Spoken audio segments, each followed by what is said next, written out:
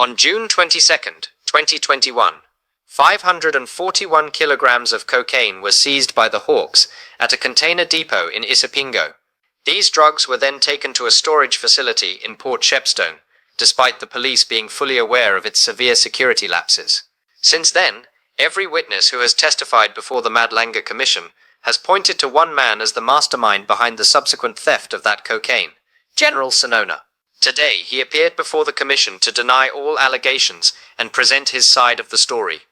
However, the very instant he attempted to lie, the Commissioner hit him with undeniable evidence. Everything seemed to fall apart for him right then and there. That is exactly what happens when you testify before a high-profile commission headed by brilliant, sharp officials and try to spin a lie. It backfires instantly. Faced with the hard evidence, he completely broke down, left entirely speechless. In this video, we are going to expose his lies side by side. If you want the truth, and want to send your encouragement to the Madlanga Commission for the incredible job they are doing, please hit that like button, share this video, subscribe, and drop a love emoji in the comments for General Mkwanazi. Jabulani, roll the clip. Brigadier Naika, who is from head office, and the two warrant officers at Port Shepstone offices. Commissioners, my office never received any report or feedback concerning such visit or inspections. Reference is made to paragraph 10 of Lieutenant Colonel Prinslow's statement that he deposited immediately after the incident. I'm saying this, Commissioners, because when head office visit any of the provincial offices, the protocol will be that you report at the provincial office your presence, and then in that I'm visiting this office. If it is investigation of a sensitive nature, you just report your presence and you go do your investigation. And I have never received any report from national office or any document in respect of such a visit, as well as the outcome of the inspections that was conducted there. He indicated that he could not... General? Yes, is the point, I'm trying to understand the point you're making here at 12.2. Is it that you dispute that there was such a visit that he speaks to in paragraph 10, as you say, in paragraph 10 of that affidavit? Or you say you accept there was such a visit, but the only issue you're taking is it was never disclosed to you? I'm trying to understand that I don't lose the significance of why you're saying Yes, Commissioner. You are 100% correct. I'm not disputing the visit. Yes. However, I'm indicating to the commissioners, although I didn't put it here, that the visit initially was never brought to my attention. And thereafter, even a report of such an inspection was never brought or sent to my office. Okay, thank you. Thank you, Commissioner. He indicated that he could not smell anything suspicious, despite another member allegedly observing a burning smell. Although he testified about the security concerns and challenges at the offices, he failed to escalate these concerns directly to my attention after his alleged unsuccessful attempts with supply chain management. At no stage were the security concerns at Port Shepstone brought to my attention prior to the storage of these drugs there. I think I also testified to that effect in 27 until the 29th. I did highlight these commissioners. He also failed to complete the relevant document to the handing over and control of the safe keys, despite him being aware of the applicable procedures. These procedures were not within my knowledge, and I've never dealt with the same before, even in relation to the safe in my office. Commissioners, here I'm saying I am not an expert in the supply chain management issues. There was a document that was presented before this commission by Lieutenant Colonel Prinsloo, the handing over of the safe keys and so forth. It was the first time I saw it. I won't know everything in the South African police services. When the keys were handed over, I would have expected him to say, let me complete this relevant document in order for you to sign. And Are you, sorry to interrupt you, General. Are you talking about the instance where the keys were handed over to you after the suspected contain had been placed inside this strong room, whatever it's called? Correct, All correct. right, all right, thank you. Unless, because he never testified that I tried to complete that and hand so that they must sign for the keys or so. It never happened, and he never testified in that instances. Although I'm saying before this commission, that document, I saw it for the first time before the commission. I won't know everything in the police. Commissioners, he failed to properly inspect the office premises during the afternoon of the Sunday on the 7th of November 2021 and the morning of Monday 8th November 2021, despite observing that lights were on at the ground floor, which he considered abnormal. No occurrence book entries were made in this regard. All I'm trying to highlight here, commissioners, I testified previously that they were instructed to do the after-hour visit. And I consider this visit of Sunday as one of the after-hour visit, as per my instruction after the storage. But if you do that, you must go and patrol the entire office and check if everything is still intact. What is significant, he knew what was stored there, but he never went down. In his testimony, he said he only went into his office and did what he did, and from there he left, of which it leaves a vacuum in my mind why he never did that. He further failed to disclose the visit by Brigadier Nyusa to the Port Shepstone offices on Tuesday, the 2nd of November 2021, shortly before the theft occurred. I can confirm, commissioners, that Brigadier Nyusa also testified here, and he confirmed that he did visit the office on the 2nd of November 2021. But from where I'm sitting, I've never visited that office ever since those drugs were stored at Port Shepstone. In any event, In 2021, the Hawks seized 541 kilograms of suspected cocaine, worth a massive R200 million. They stored the massive haul inside a strongroom safe at the Hawks office in Port Shepstone. But just a few months later, thieves broke in and stole every single gram. To this day, not a single arrest has been made for the theft.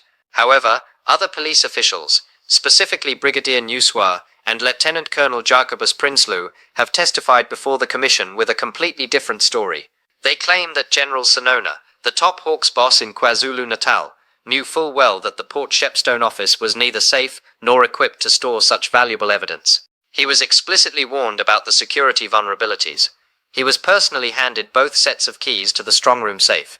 There were numerous inspections, official reports, and clear warnings pointing out the risks, including weak alarms, a lack of CCTV, and a history of past break-ins. Standard police protocols for handling keys and high-value exhibits were completely ignored, yet General Senona denies every single word these officers have said.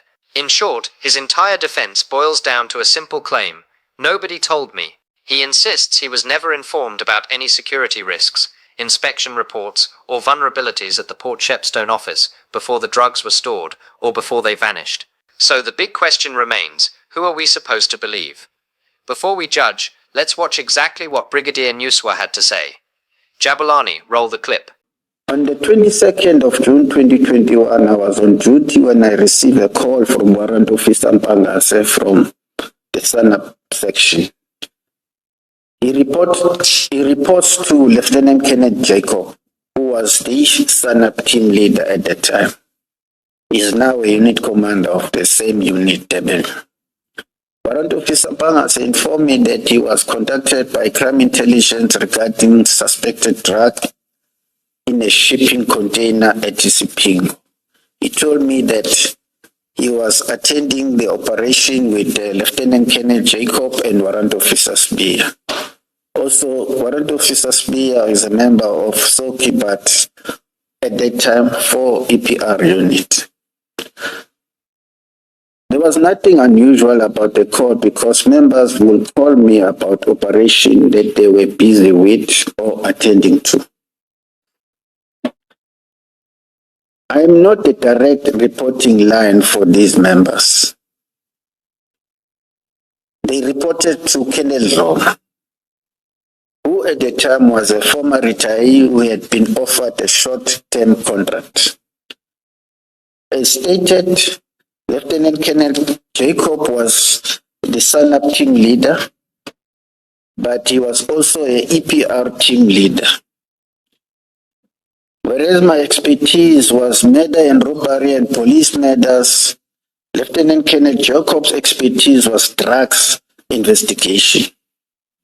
When I joined as a provincial commander of SOKI in 2020 August, Lieutenant Colonel Jacob was already in SANAP. In fact, he is a former DSO member, and when he came to the police, he was already working at SANAP.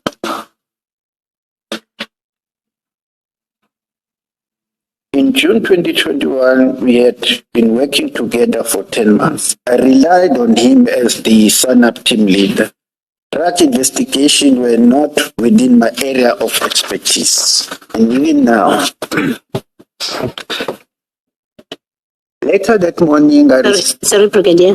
Can you just explain or clarify the reporting relationship between Colonel Jacob, yourself, and Colonel Lomo? How did it work? Thank you, Commissioners. Colonel Jacob is supposed to report to Colonel Lomo, and Colonel Lomo will in turn report to me. That's a line. Okay, thank you.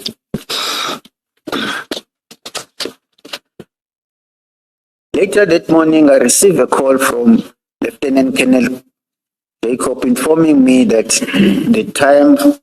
the team searched a container at Isipingo container tap and found 27 black bag containing bricks suspected to be cocaine.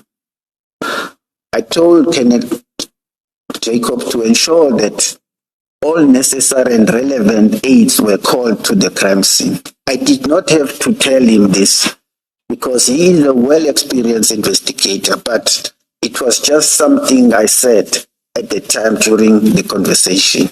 Thereafter, I called General Senona to inform him of the discovery, and I told him I will update him. A while later, perhaps shortly after noon, Lieutenant Colonel Jacob called me and told me that the team encountered a problem at Isipingo, who would not allow the exhibit to be stored at Isipingo police station. He also told me that he had exhausted all of it. By this, I understood him to mean that he had contacted the nearby police station to store the exhibit and had been unsuccessful. I told him I will try to find space somewhere and I'll call him back. I contacted Brigadier Malulega and Colonel Kuzwai of the Forensic Science Laboratory in Amazimtoti to find out if they had space to store the exhibit. I do not recall if I got hold of Brigadier Malulega or if I did. And he may have told me to call Colonel Kuzwai, but I do recall speaking to Colonel Kuzwai late afternoon. I asked her if FSL had a space to store the exhibit, and she said they did not. I was not aware that Lieutenant Colonel Jacob had also called FSL because he did not tell me. He only said that he had exhausted all avenues, and to me, that just meant the local police station. Brigadier, where is Colonel Lomo in all this process? I understood that in your response to Commissioner Baloyi, you said Colonel Jacob reported to Colonel Lomo. But here he's now calling you directly and you are taking all these steps. Where is his immediate supervisor in all this process? I understand, Commissioners. He was at the office, but he was never consulted because I think they felt that he did not know much about the operational matters because he was a retiree coming back to work again. What confuses me is you emphasize that you are not the direct line. They don't report to you. They report to Colonel Zomo. But now it seems like on this matter, they did not regard Colonel Zomo as somebody they should speak to. You were there for the purposes of this operation. You were, in fact, the person they reported to. I admit the commissioners.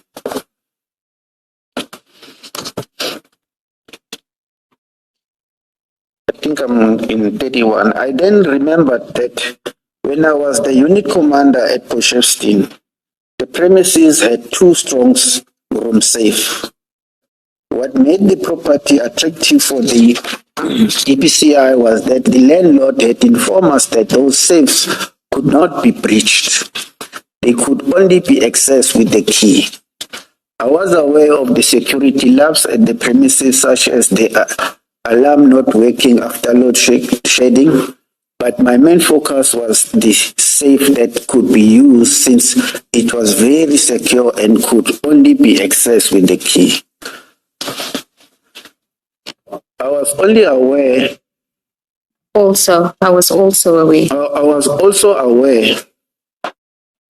that hashish compressed dachau was stored in one of the safe until it was disposed of without any problem.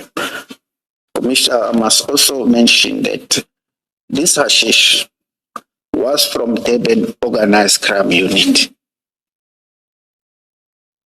The investigating officer then was Captain Kopalsami. And I was still a unit commander when it was brought.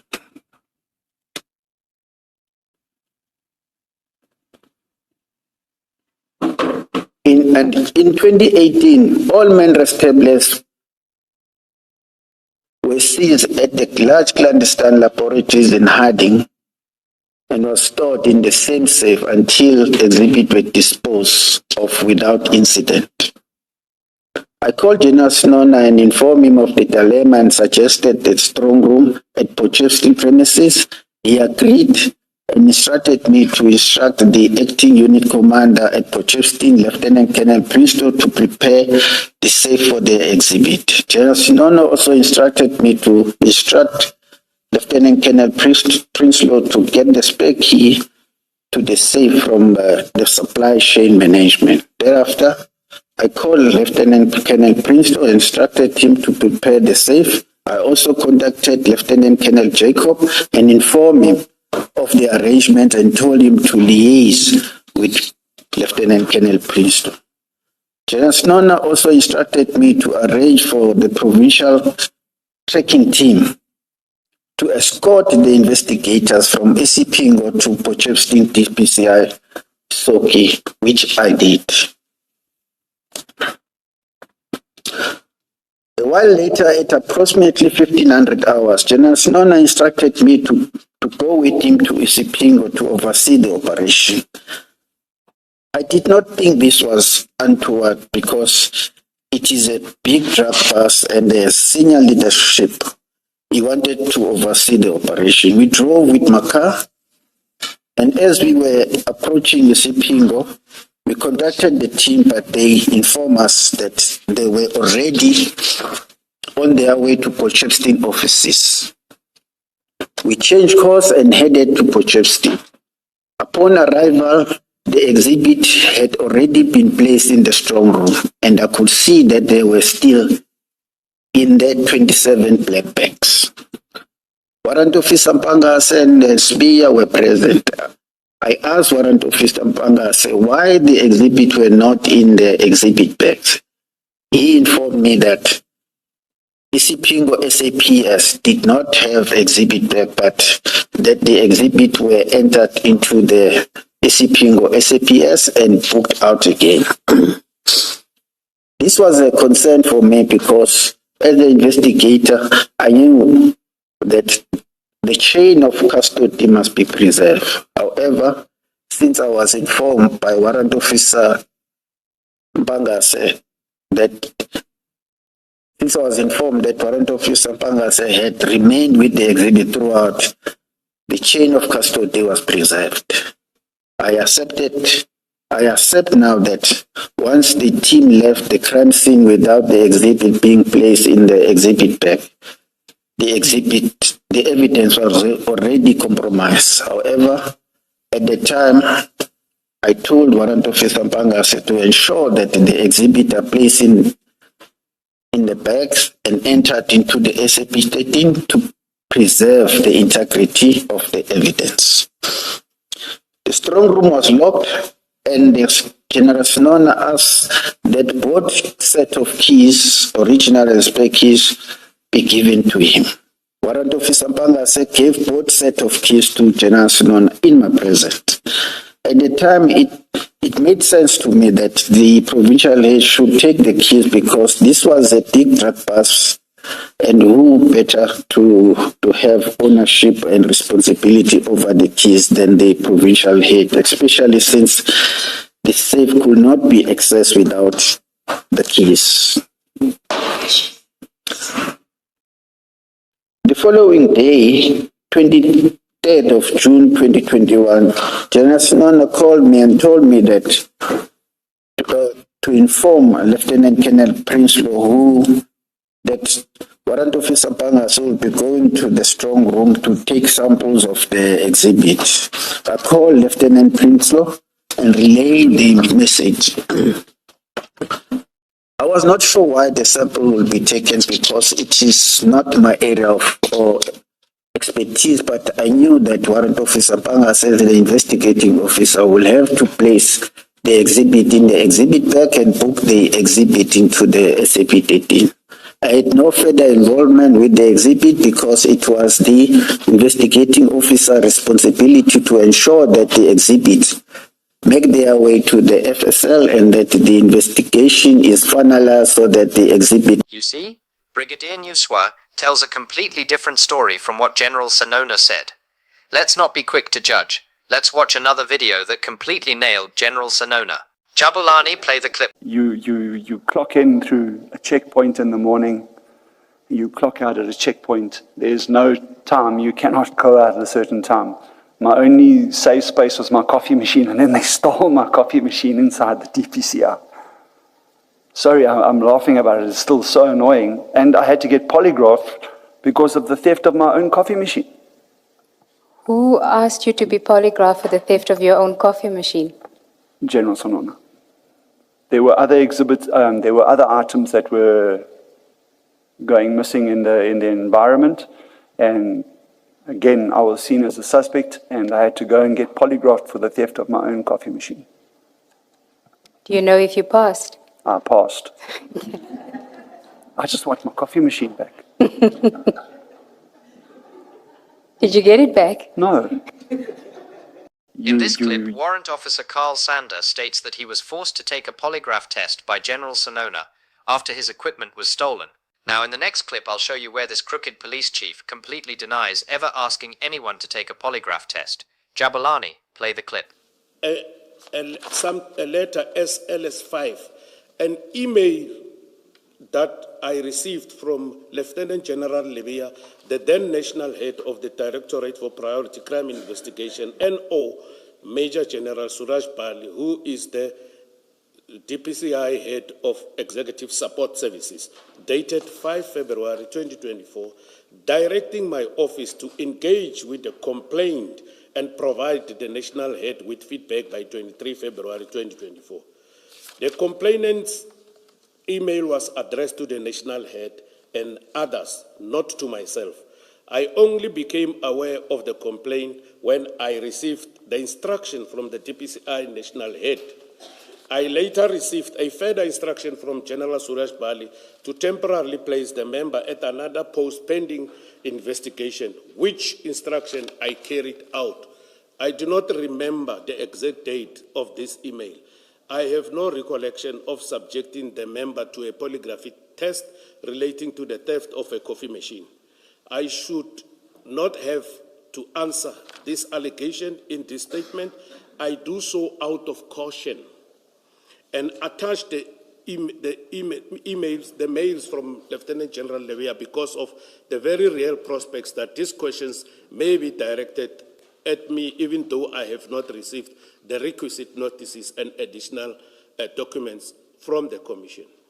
Commissioners, I want to add that on these paragraphs, the placement of Warrant Officer Sanders, the complaint, it was very serious. There is an old adage that says, once a crook, always a crook. General Senona was caught lying multiple times today, denying every single word these officers said just to make himself look innocent. Tell me, why should anyone believe this man?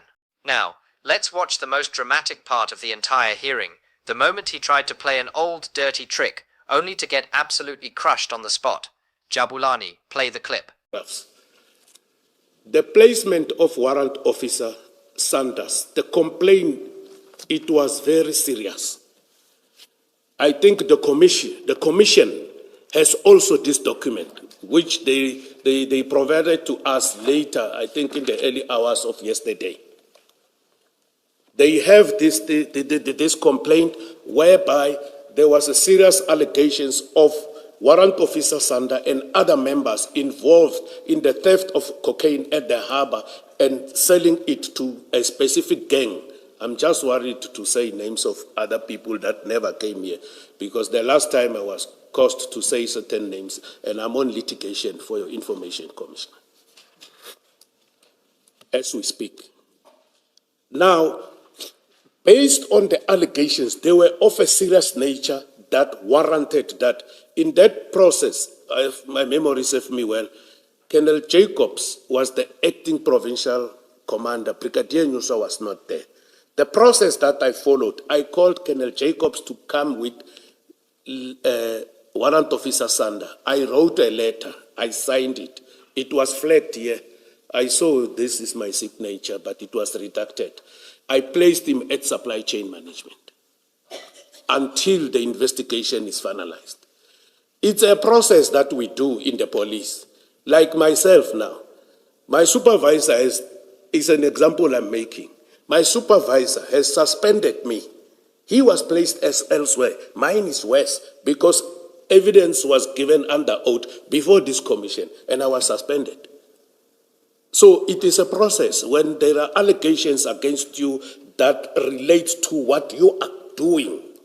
You will be either placed elsewhere or suspended. He was never suspended and he never lost any income. He got his full salary, his danger allowances, and the scarce skills allowance.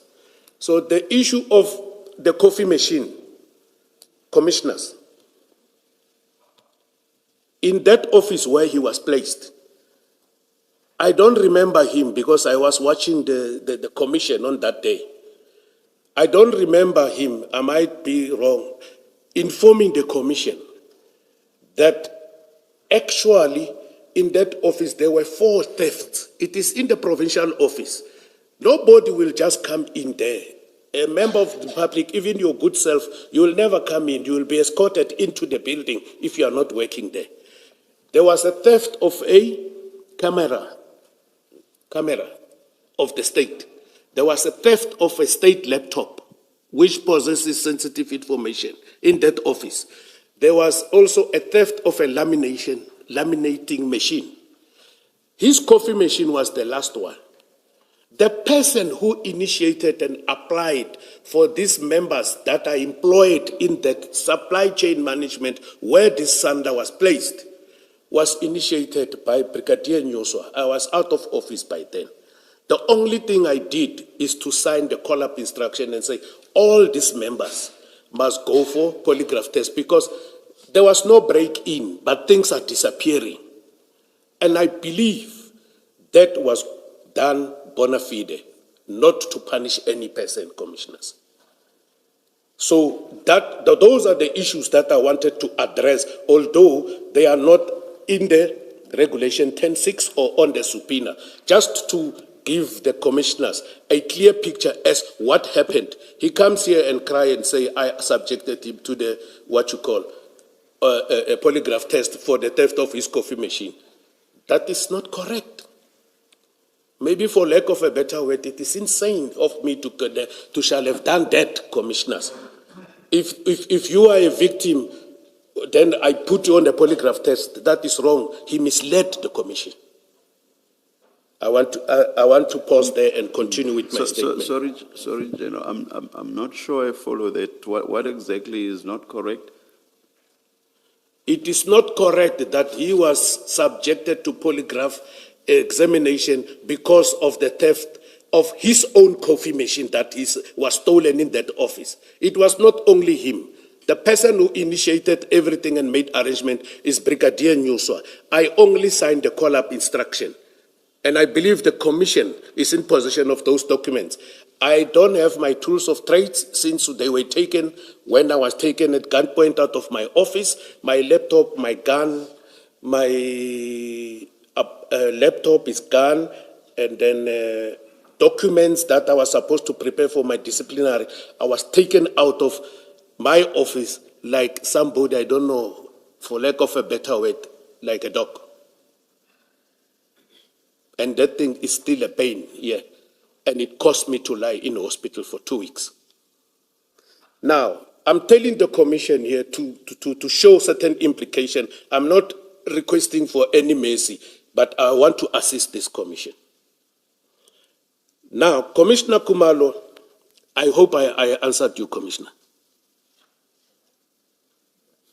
Yes. Chair. Yes, you have. Pardon me, I'm addressing all of you as commissioners, but if I have to say chair, I will try and say rectify. I am a commissioner. Okay. Thank you, please continue. Or rather say justice. Commissioner Kumalo, at some point, stating that this was integral to the commission's terms of reference and inquired whether the evidence would have to be put to me.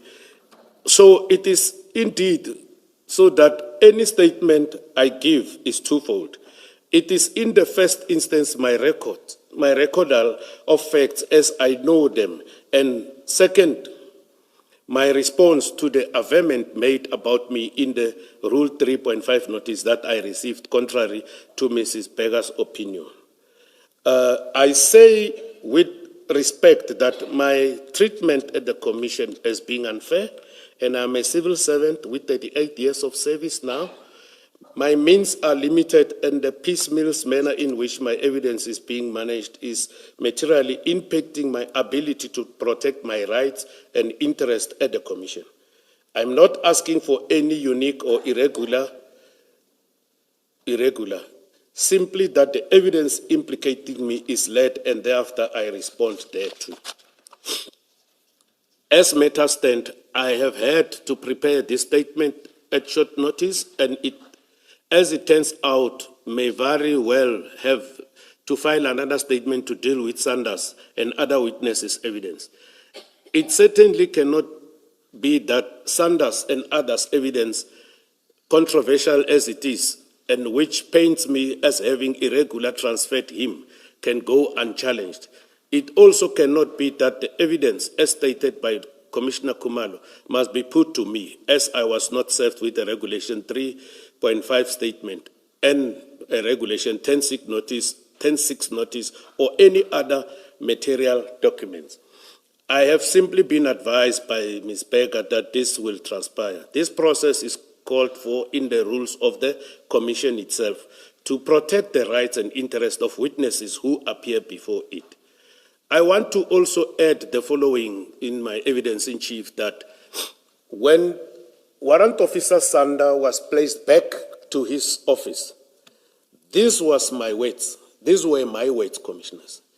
I informed Brigadier Nyuswa that Warrant Officer Sander, because this investigation is taking too long, someone from the legal services wanted to stop his allowances. And then if it is the employer who placed you elsewhere, you can't do that.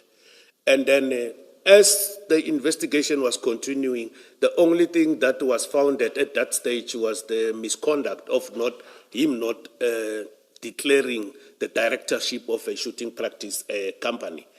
However, I think the investigation is ongoing of those allegations because they are of a serious nature. I don't know what is the status at this stage, but I said Warrant Officer Sander can go back to SOKI. SOKI is Serious Organized Crime Investigation.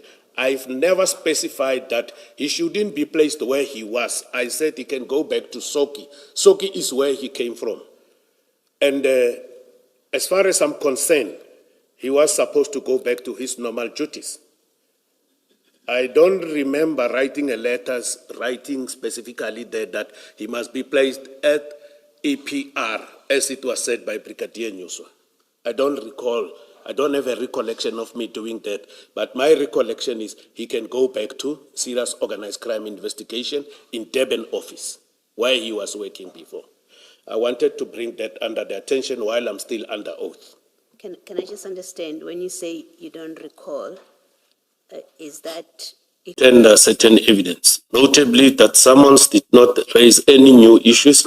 I communicated as much to the Commission through my attorneys of record on the 4th of May, when I also requested that in the event that there are additional documents and or information the Commission intends to make use of during General Senona's further appearance, we request that he be furnished with information, in brackets, documentary and or otherwise, close bracket, timelessly to enable adequate preparation. A copy of this correspondence is attached as LS2. The request has not been met. At least 3 witnesses have given evidence implicating me in the drug seizure and storage of 22 June 2021. A 4th is set to tender evidence via audio link and in camera. The first of these witnesses to testify was Major General Plain. His statement was filed on the 4th of May 2026 and he gave evidence at the Commission on the 5 and 6 May 2026. The second witness was retired Lieutenant Colonel Prinsloo. To date, the date of his redacted, so I do not know when his statement was filed with the Commission. So which means the date he disposed this statement, I'm not aware of it. In any event, he testified on the 7th, 11th, and 18th May 2026. The Commission only furnished me with their statements late afternoon on Friday, 29 May 2026, a mere 2 days before my own statement had to be filed with the Commission on the 1st June 2026. It's more, I was also called upon by the summonses of the 29 April 2026 to testify on the 8th of May 2026, and then postponed to 1 June, although I was advised that my testimony may stand down to the 5th of June 2026. As an aside, I have several concerns regarding my evidence tendered by Colonel Prinsloo. These include his failure to disclose to the Commission that he informed the district commissioner in that district about the storage of the drugs and that he requested visible policing patrols in the area. He alleges that I instructed that no one be informed about the storage, but he never requested additional assistance from my office. Sorry, General Senona, just to be clear, you're still referring to the suspected cocaine, not another storage. 100%, Commissioner. Apologies for my oversight. I think it will happen oftenly, but I apologize upfront if it is allowed. In the suspension letter, they say because of the storage and the theft of exhibits, which emanated from the Commission, as my senior counsellor has alluded to earlier before the commissioners. Did the suspension not lapse, or did I misunderstand? Commissioner, if you allow me, Yes. what happened after I've testified here, I was taken out of my office at gunpoint and on the 31st of January. I raised the issues of safety, but a ruling was done. I was taken out of my office, escorted with firearms, and I was told not to come back to the office. My tools of trades were taken, and the suspension I just want, sorry, General. I just want clarity on whether the suspension has not since lapsed. I think even Mr. Mpofu touched on that and said because nothing happened over the specified period of time, it lapsed. Now you're saying you're under suspension. Yes, it's because of that I wanted to get clarity on whether it has lapsed. It has since lapsed. Commissioner, it's two suspensions. Oh, okay. The first one I was provided with, I was suspended, and because evidence was given at the commission under oath. When you are suspended in the police, within 60 calendar days, a disciplinary hearing must have commenced. And then on the 22nd of May, it was 77 days after I was suspended. The suspension was uplifted, of which it was uplifted by my supervisor, who didn't have the powers to do so because the regulation talks about the chairperson, who must either uplift or extend it by 30 days. If the disciplinary hearing is not finalized, it must be uplifted automatically. It's an automatic upliftment. On the 3rd, after I've appeared here, on the 3rd of June, I was called I went to the office here in Pretoria, met with my supervisor. I was provided with another suspension. The second suspension that I'm on now talks to the issues of theft and storage of drugs at Port Shepstone. Oh, thank you. And today, I must bring continue. I must bring it under the commission attention that I'm more than willing to assist this commission. I am here, but the date the commission gave me, already there was a date for me to attend another disciplinary hearing today at 10 o'clock. It's currently ongoing to show that I'm willing to assist the commission. I opted to come here, not to go that side. Thanks, Commissioner. That answers me. Thank you. Thank you, General. Can I continue, Commissioner? I have previously filed statements with the Commission and testified at the Commission on the 27th, 28th, and 21 January 2026. I filed this further statement at the direction of the Commission in terms of the summonses of 29 April 2026, and I'm duly authorized to dispose this statement. The facts set out in this statement are within my personal knowledge unless otherwise stated or indicated by the context alternatively. Obtained through reports made to me in the course of my duties by the various functionaries within the DPCI KZN. Further, alternatively, to the extent possible or feasible, I will attach any documents I rely on in substantiation of the averments I make here in this statement. This statement is filed in response to the Regulation 10.6 notice of 24 May. In that notice, the Commission called upon me to answer certain questions relating to the seizure of 541 kilograms of drugs, in brackets, cocaine. I want to add the word suspected cocaine. At the CHC depot, 14th CHC depot, the Avenue East, 14th Avenue East, Isipingo, Prospect, Devon Harbour, on the 22nd of June 2021, which was booked at Isipingo under reference number SAP 13/373/2021. The Regulation 10.6 notice issued pursuant to the subpoena of 29 April directs that I comprehensively address the seizure of 541 kilograms of drugs, in brackets is cocaine. I want to also add suspected cocaine at the CHT depot, 14th, the Avenue East, Isipingo, Prospect, Devon Harbour, on the 22nd. I have attached my answers to to the regulation 106 SLS1. It forms part of my sworn statement. In the body of this sworn statement, however, I address certain challenges on the management of my evidence at the Commission. Issues concerning the management of my evidence. I think some of these issues it will be